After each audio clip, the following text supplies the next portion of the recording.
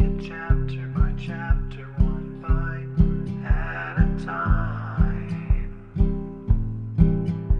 So many adventures and mountains we can climb. Take it word for word, line by line, one bite at a time.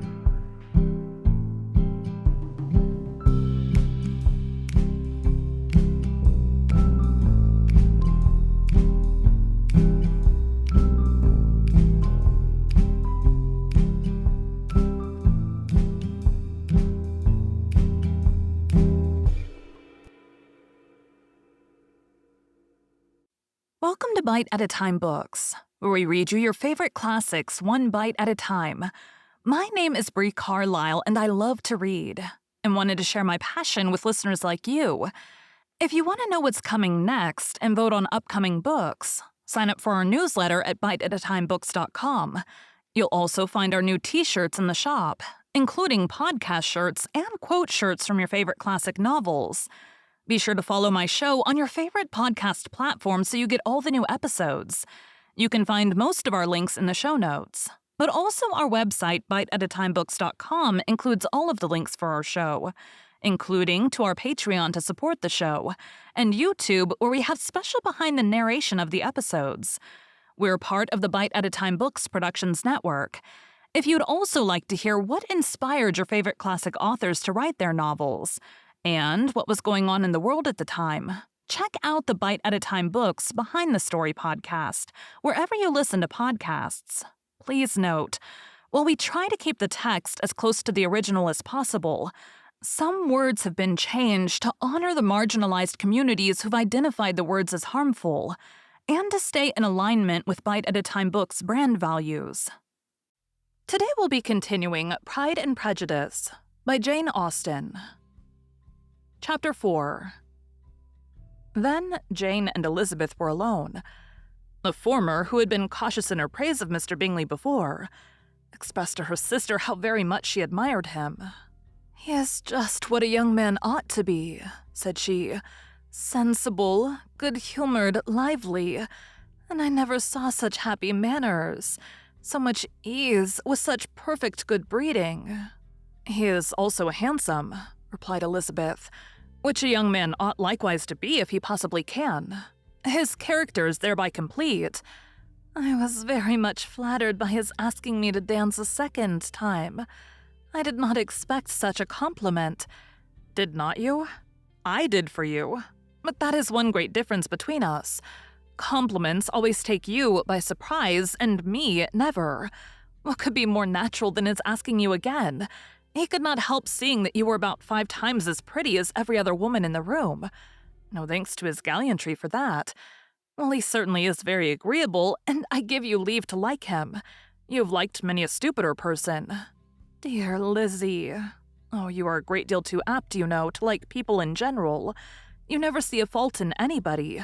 All the world are good and agreeable in your eyes. I never heard you speak ill of a human being in my life. I would wish not to be hasty in censuring anyone, but I always speak what I think. I know you do, and it is that which makes the wonder. With your good sense, to be so honestly blind to the follies and nonsense of others. Affection of candor is common enough. One meets with it everywhere.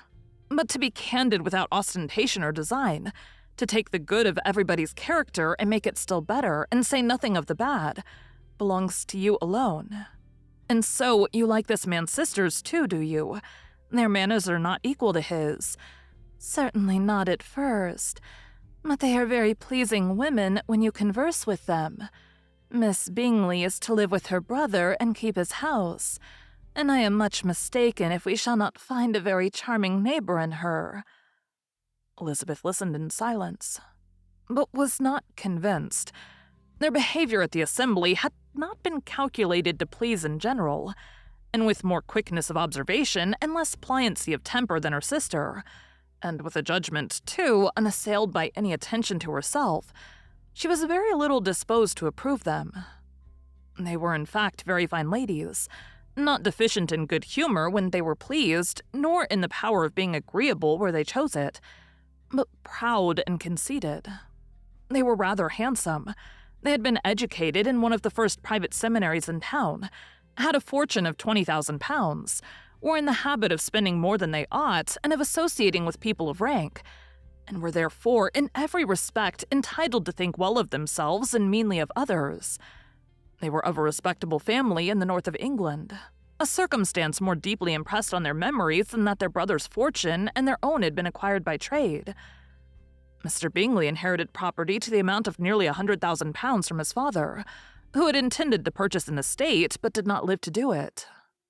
Mr. Bingley intended it likewise, and sometimes made choice of his county, but as he was now provided with a good house and the liberty of a manor, it was doubtful to many of those who best knew the easiness of his temper whether he might not spend the remainder of his days at Netherfield and leave the next generation to purchase.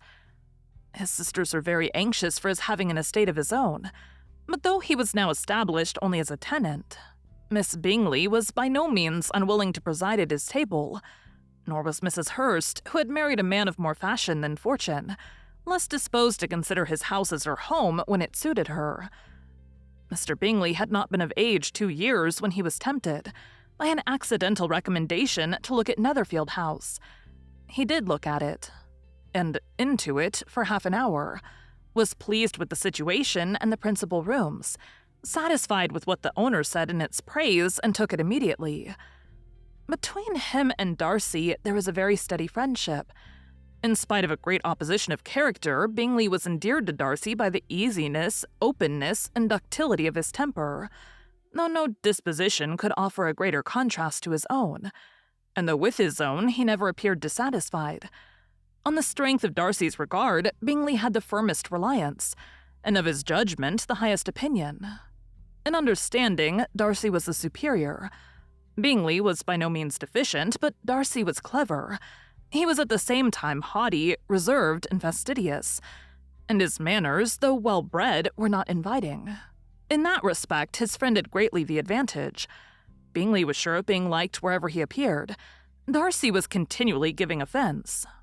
The manner in which they spoke of the Meryton Assembly was sufficiently characteristic. Bingley had never met with pleasanter people or prettier girls in his life. Everybody had been most kind and attentive to him. There had been no formality, no stiffness. He had soon felt acquainted with all the room, and as to Miss Bennet, he could not conceive an angel more beautiful. Darcy, on the contrary, had seen a collection of people in whom there was little beauty and no fashion, for none of whom he had felt the smallest interest, and from none received either attention or pleasure. Miss Bennet he acknowledged to be pretty, but she smiled too much. Mrs. Hurst and her sister allowed it to be so, but still they admired her and liked her and pronounced her to be a sweet girl, and one whom they should not object to know more of. Miss Bennet was therefore established as a sweet girl, and their brother felt authorized by such commendation to think of her as he chose. Thank you for joining Bite at a Time Books today, while we read a bite of one of your favorite classics. Again, my name is Bree Carlile, and I hope you come back tomorrow for the next bite of Pride and Prejudice. Don't forget to sign up for our newsletter at biteatatimebooks.com and check out the shop. You can check out the show notes or our website, biteatatimebooks.com, for the rest of the links for our show. We'd love to hear from you on social media as well.